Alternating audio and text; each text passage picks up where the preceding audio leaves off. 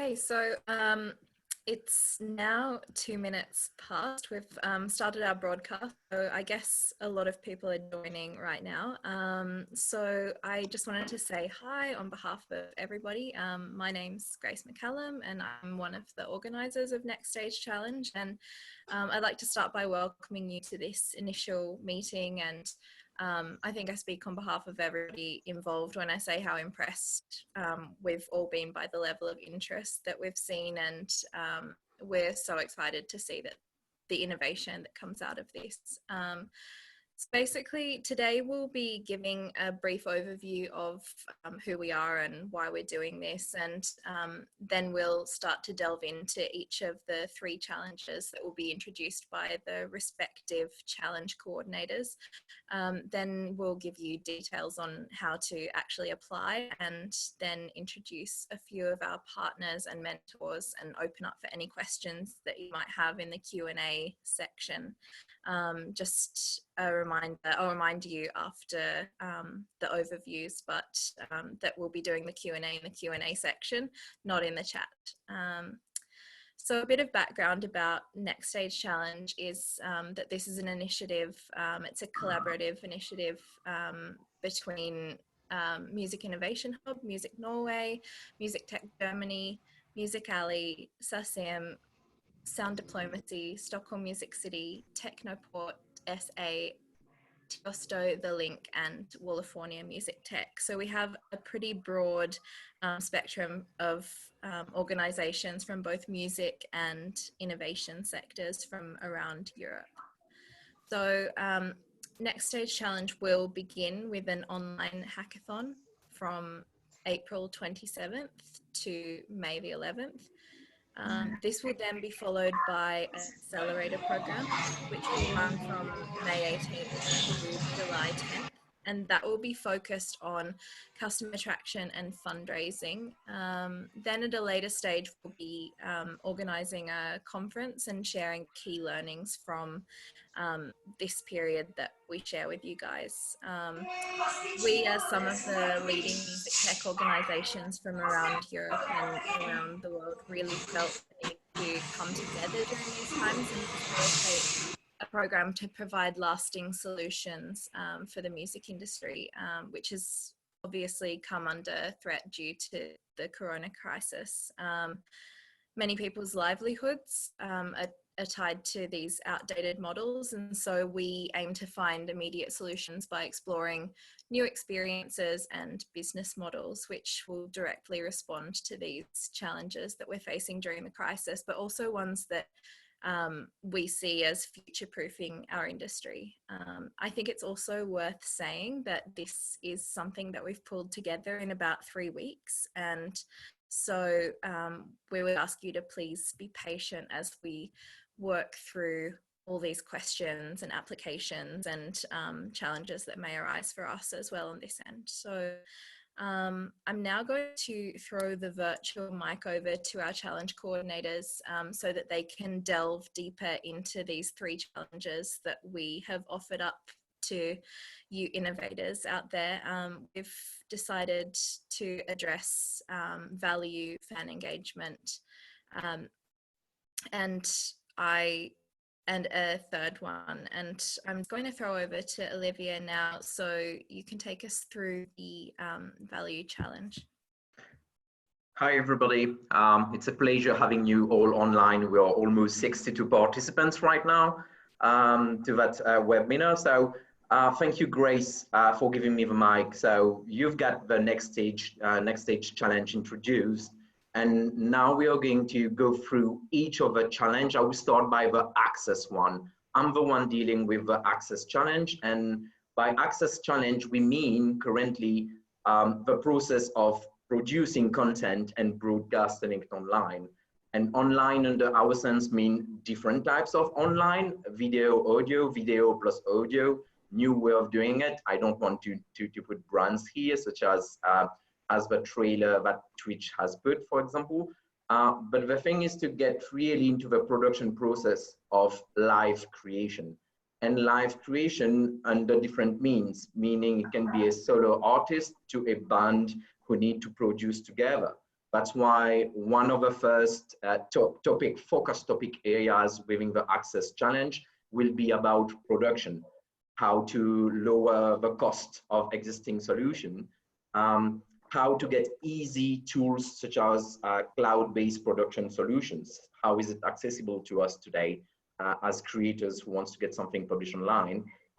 Multi-source technology for brand, because as it's happening clearly right now in that COVID case, you may be spread remotely, meaning that we must be able to rehearse and to go live under sustainable cost.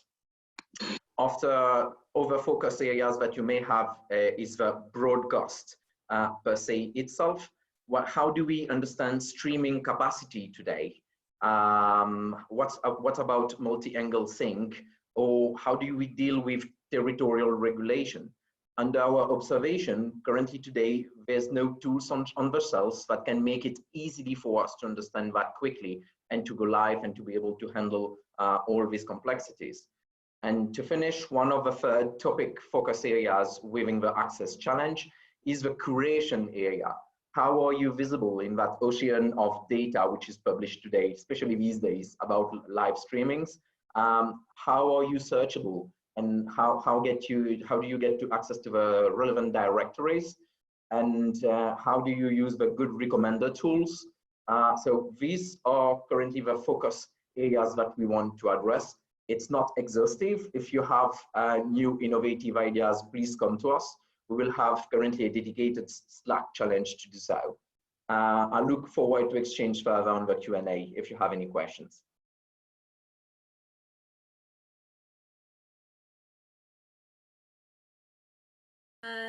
Thank you, Olivier. Now I'd just like to throw over to Ivan to talk about the Fan Engagement Challenge. Here we go. Hello, everyone. Also, likewise, super glad to have all of you connected right now. And I look really forward of your contribution. Fan engagement, what do we mean here? It's pretty much about all the interaction and potential interaction with the audience.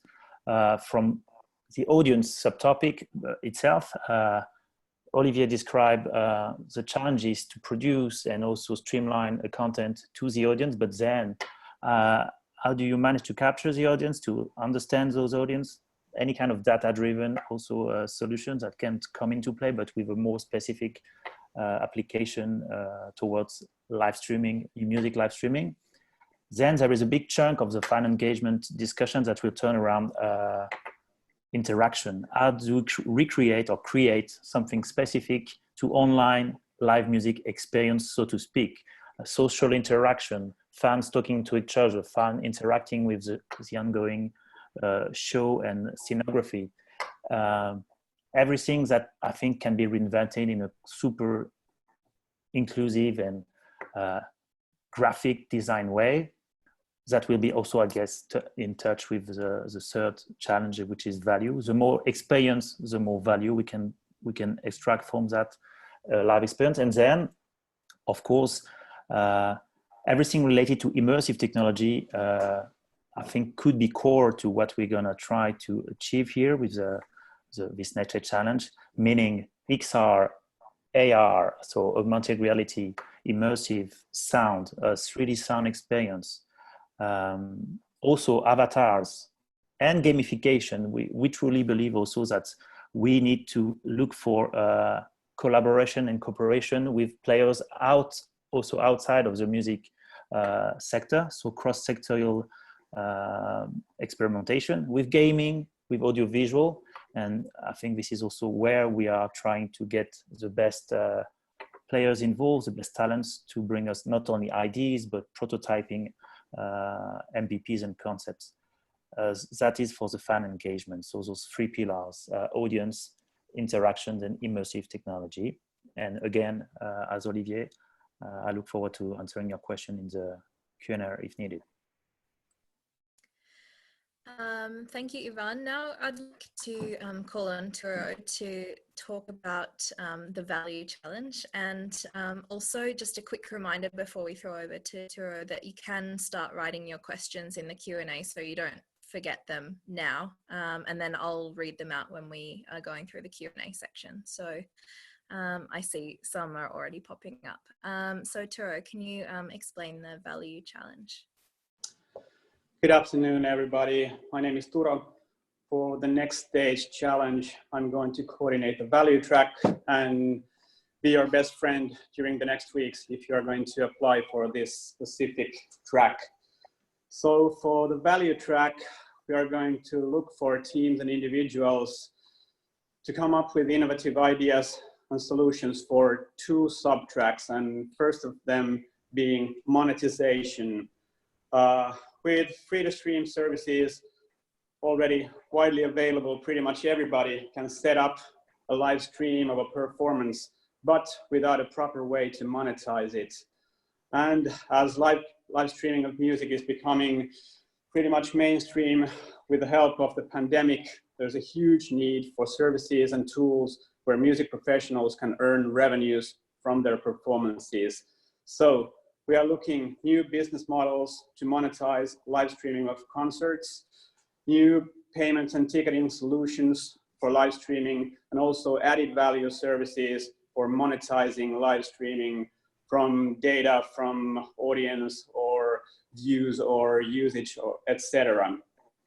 The second sub-track is titled Rights Management. At the same time, when live streaming of events is a growing area, we are still lacking proper tools for collecting, for example, event and performance information for copyright management purposes. And even though most of the major social media platforms are licensed by labels, publishers, or PROs, in many cases, the licenses are not covering live streaming. So we are looking for solutions to collect and submit various data on events and set lists for copyright reporting, usage of automated music recognition in generating setlist information, payment technologies for royalty payments from live streaming, and also solutions to measure live stream audiences with high accuracy. I will be here if you have any questions. Now I think it's time for Ivan.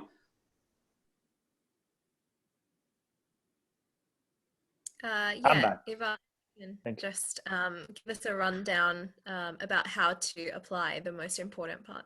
Yes, so different ways to apply. First and foremost, the go-to place is the nextstagechallenge.org website. This is where it all happens.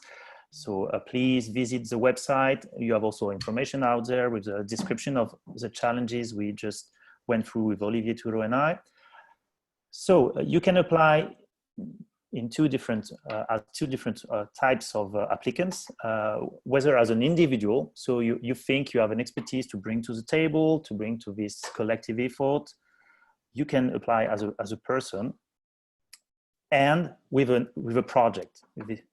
Then you can also apply because you already have a team in place. A team can be an organization itself with several person on board, but, and I think this is also where it becomes super interesting to bring this hackathon together. It can be several organizations all together, or an example, super concrete example, an artist, so an individual, let's say, collaborating with a startup, collaborating with a venue and a label, let's say, something like that, or a CMO collaborating with an artist again, collaborating with a sound engineer, collaborating with a developer in Ukraine, and a recording studio in London. That's an example. And they come up as a team and they submit a project. What we're going to evaluate are the projects carried by those teams or individuals. So the evaluation will be on the project, but you can apply as individual or teams. So for you to make it super clear and easy to go in this process, we will make our best effort, because it's, as Grace said, this is a bootstrapping mode effort that we put together. We're going to open a Slack channel dedicated to all of you to make possible the connection between individuals and teams, so you can come up with the best teamwork and to submit a project that has the best chance to make a difference, because this is all we want here, to have projects that make a difference. So if you are a single applicant as an individual, we will help you to connect with the best project for you, so you can contribute with your talent, expertise, angle, or even as an artist, you can apply. Maybe you don't have any technical background, but you can also bring your vision, artistic vision, and also you can be a beta tester, I think, which is super important in the process. So all contributions are welcome, and we will try to funnel and curate them properly in the current days, because this is really this is happening right now. So please look at the website. You can apply in each of the tracks. And an important last point is, we ask you to submit a project on one of the 3 tracks. Obviously, you will have some projects that can be transversal to all the 3, or can have overlaps. This is not a problem. You just need to find your focus on where your solution will bring the best or the most of it. And then for sure, if you build a super innovative way to do curation and editorial approach of live streaming, it will have a value impact. But please just find the right track for you, so we can collectively also allocate the right resource for your project to grow. And this is also a point that we will tackle later, and I will give the mic then, or Grace will give the mic to Anna, because in each of the track, we will have a coordinator, like me and Olivier, but also mentors allocated to you, like a crazy pool of mentors that will give you their time, expertise, and to guide you through the process. But in each track, we will allocate them. So this is pretty important. You choose the right track for you, so we can also guide you as much as we can moving forward. Yeah, so we've got, as Ivan has said, some pretty amazing mentors and partners. And I'd like to throw the mic over to Anna to introduce some of these valued people and who they are and how they can help you. Yeah, sure. So hello everyone, my name is Anna and I work for Music Innovation Hub, which is the Italian partner of this great team. So I'm just quickly going to mention about the mentorship aspect.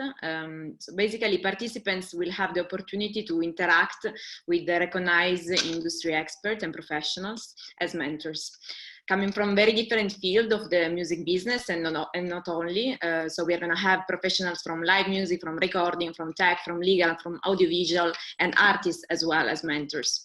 Mentors will accompany the participants over the hackathon phase as well as during the acceleration phase, and they will be part of the evaluation process between hackathon and acceleration. The first group of mentors will be announced today, and more will follow later on the week, so keep posted to discover which amazing mentors we are going to have.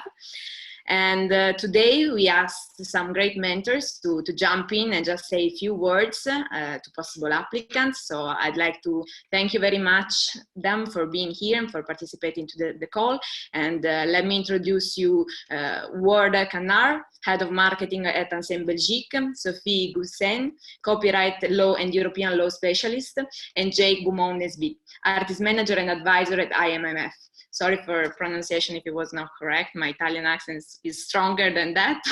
So let's start maybe with Ward, if you'd like to tell us maybe a few words about how is your activity affected by what's going on, and how are you reacting to this, and especially why did you decide to take part to this project, to Next Stage Challenge?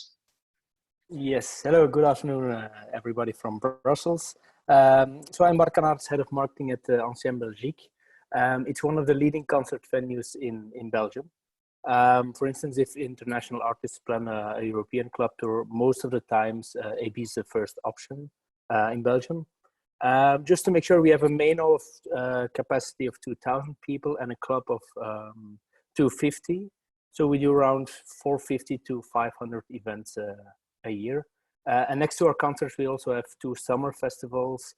And we started Braindance. It's an electronic music concept and broadcast and experimental discovery festival. So if you can hear, we have a lot of events and festivals. So the impact of COVID is enormous. We just needed to cancel all our summer festivals, and we closed our doors 1 month ago. So there's a huge impact on our financials, but also a psychological impact as well.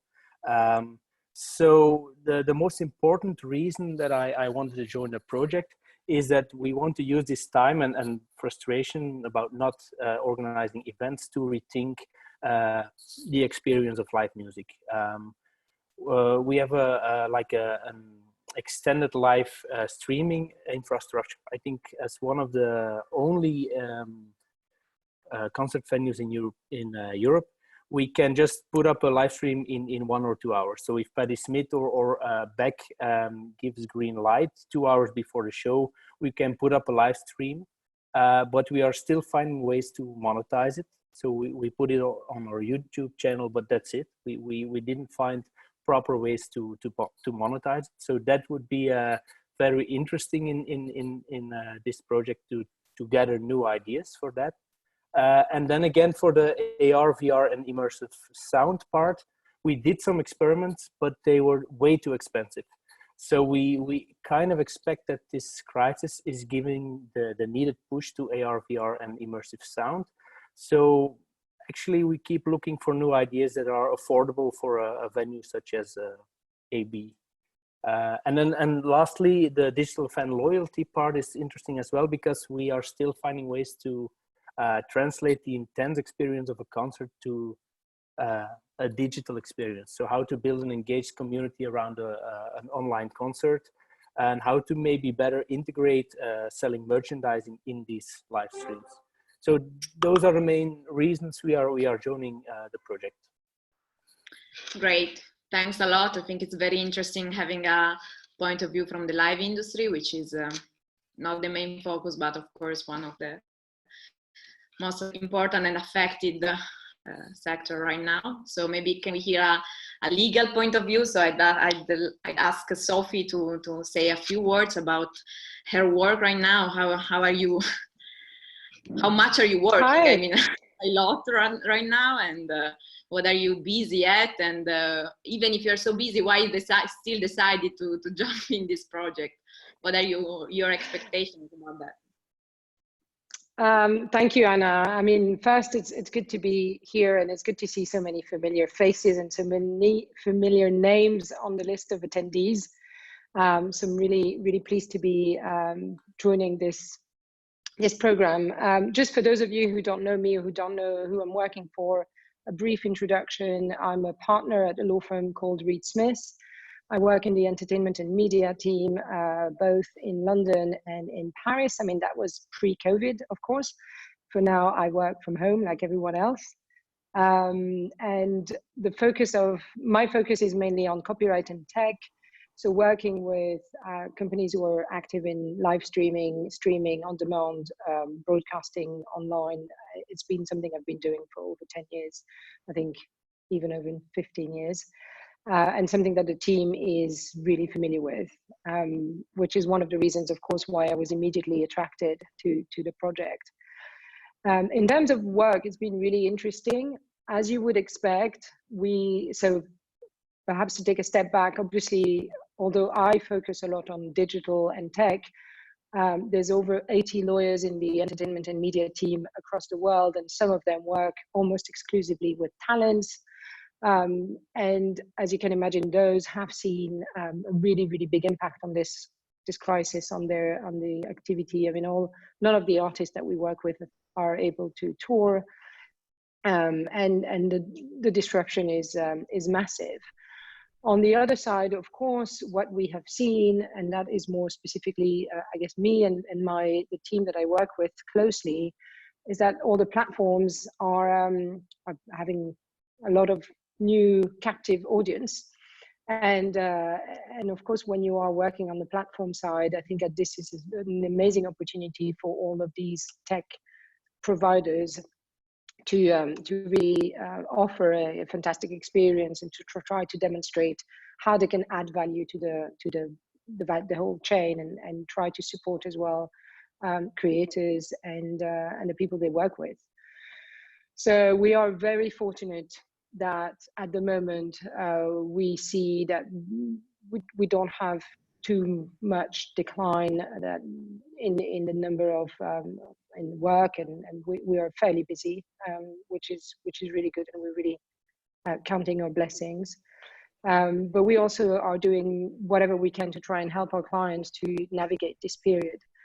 So one thing that some of you may be aware of is that the team very quickly, after we realized how much our artists were impacted and the people we work with in the live industry, a lot of them were telling us that live streaming was really something they were looking at as a solution for maintaining momentum, to continue to engage with the community, to try to replace some of the events which were normally scheduled to happen in the flesh.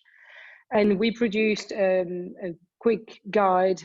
So we've been asking something like 16 lawyers in the team to work really exclusively on producing a guide for mainly for everyone, but I think we had particularly our artist and talent in mind when we drafted it, which was a guide about live streaming. So I can share the link in the Q&A. I don't know, Anna, if that's what you're doing at the moment or not, but I'm more than happy to share the link, because hopefully it's a good starting point for anyone who's thinking about it. You don't have all the responses, and some of the questions are way too sophisticated to have the full response in just a one guide. But it really is I think a useful starting point to think about all the legal issues you need to consider when setting up a live stream. So that was another reason why I thought it would be useful to share it with everyone on the call, and also useful to be here as a mentor and respond to questions that people may have about it. Thank you very much. Thank you for your contribution. And last but not least, I'd just like to hear very quickly about the artist point of view, maybe. So Jake, you that are an expert in artist management and working with that word, maybe you can just say a few words about your perspective right now and your interest in participating into this project. Then we have to quickly move into Q&A session, because I see there are a lot of them. So maybe just say a few words for us. Ciao, Anna. Very difficult for artists at the moment. There's a lot of pressure on them. Revenues have disappeared, particularly the artists who had a spring and summer lined up, festivals, club shows. It's also that solution of jumping online and doing live streams. Everyone's telling them to do that. It's very hard to get your voice heard above the crowd and to engage on platforms and find how you communicate through those channels. So artists find facing a very uncertain future at the moment, and this was on the back of there being systemic problems in how you capture value, usage data, pass that back through all the intermediaries to the artists, and how they properly develop their brand and grab at all these different revenue streams when the industry is organized around silos traditionally, silos like recording, publishing, live. And the artist has to bring everything together holistically. So there's massive challenges.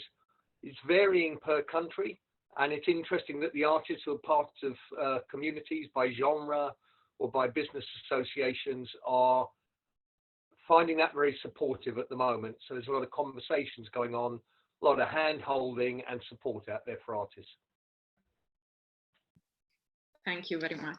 We'll have the chance to chat more for sure, also with all the other wonderful mentors that are also here. I see them participating, so thanks a lot. And we're also, just like to mention that we also have a lot of supporting organizations and partners that are helping us to spread the voice of the call. So thanks a lot. There's going to be time to mention you all. And now I'll pass the ball to Grace again. Thanks. Thanks, Anna, and thanks to the mentors who are giving their time and expertise to this. We've got a few questions on the Q&A and not so much time to answer them, so I think that we'll prioritize the ones that pertain to like the more practical aspects of how to apply and those sort of things. So rather than the more theoretical ones about insights into the live industry and stuff. But I'm sure that if you apply, you will have those insights from all of our mentors anyway. So I think that we've addressed the question, what if your project applies to more than one of the challenges? We mentioned earlier that please choose the one that it applies to most. And we also understand that it may apply to all three or a combination of them. It says, if I applied as an individual, but having quite a specific idea that can generate a project very fast, and I did not describe it during the registration process because I clicked submit too early, how can I describe my idea? Ivan, do you want to address that one? I would suggest that so now that you you can put a face on each coordinator of your the kind of track you applied to. I think you can DM us directly through Slack to just fill in with that kind of missing information. That's the most effective way, like human interaction, because it will be a lot of human interaction going on moving forward. So okay, well, for you, Olivier and Turo, you see it's a living process. Okay, so yeah, let's do that. If you have something you're missing in your application, don't do this too much, please. Be pretty strict with the way you do it, because it's also a good proof of your capacity to make this work. But please also DM us if you need it. And Ivan, before you mute yourself again, is there a maximum number of participants for each of the tracks? So it's more about our capacity to collectively to process them through the hackathon. We discussed about 25 per track so far, but again, we will be flexible moving forward, because we really want the best project to raise from this initiative. So let's see, but for now it's for 25 per track.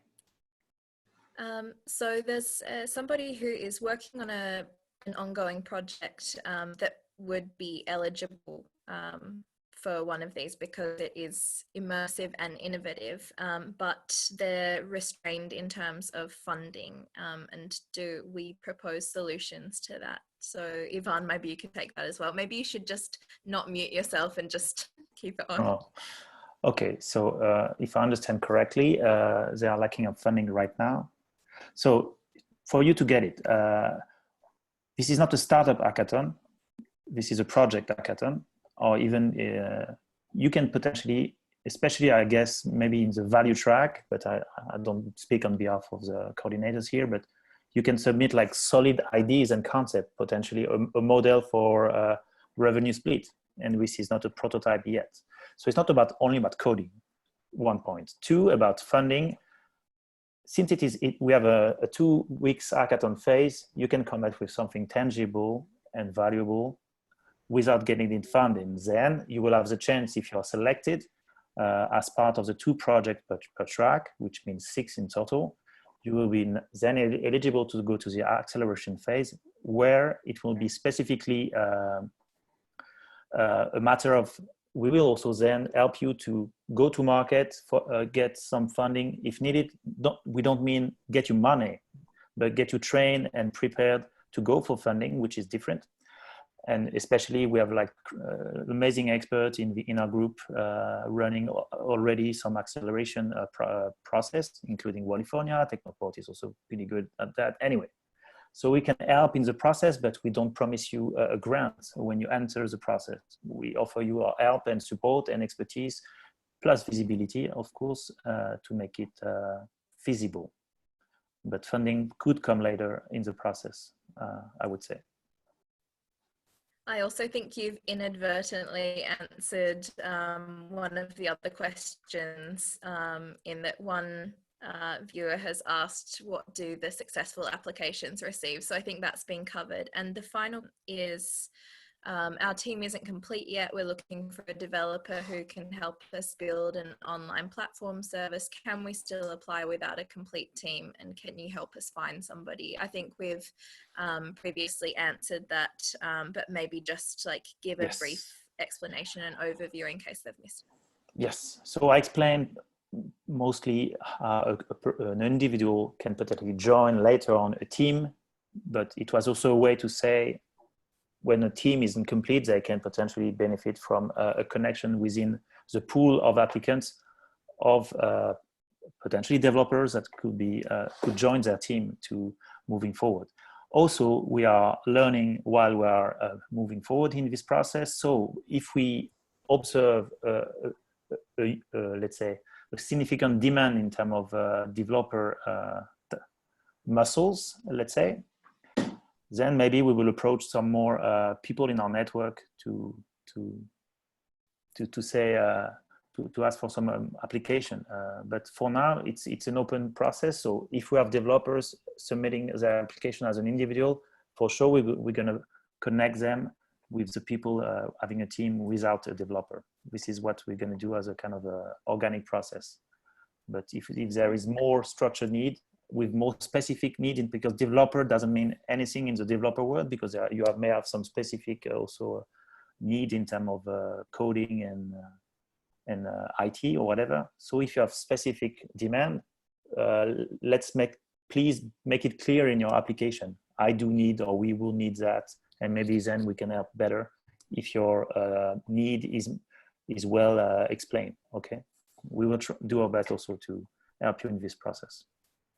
And we've got one final question coming in, and then I think that we need to all go. But what is the content of the acceleration program? I think you've also basically touched on all of that. It's just come through now, but if anybody else wants to add anything to that to make it a bit more concrete. The real Jerome, because we have several Jerome in the call, the real one. That's me. So hi everybody. So yes, so we are still building this program. It's the second phase of this next stage challenge. The main objective of it is to help you in the business development. So the first step with the hackathon is more the developing stuff, etc., and ideation. So we will work with you on to meet some very interesting mentors in the music industry, but also in the finance industry, to help you to understand better how VC works, but also to develop all your customer traction. We are working on the program for the moment, and I think in maximum 1 week, we'll have a more detailed program to propose. And just a few words on that. As Jerome said, I think more than a program, we are creating a movement here, and just showing, we haven't revealed yet the faces of the mentors and also name the partners, because it will be done pretty soon on the social, so please keep it close-fed. But being part of this acceleration process, you will be also part of this community, which is a big deal. We think so, we hope so. So there will be a structure and detailed by Jerome with a specific program to help you to go to market, but also it's also a mean to be part of a music and tech community and beyond. So gaming and stuff, to access those kind of not only expertise, but market-driven approach. So that's a big point about what we're doing right now. And Anna, if you can just quickly sum up the deadline for applications. We've just had a last minute question come in. There are a few more here that obviously if you have any other questions, please just send them on social media or to our website, and we'll answer as soon as we can. Yeah, deadline is this Friday to apply. So remind that last day to apply is on Friday. And yeah, I saw some other questions, but also some from the mentors that maybe we can answer later on as well, because we have another session. So that's something that we can do also apart from this. I didn't want to put on the live answering, but I just did it. So I said it. Okay, cool, done.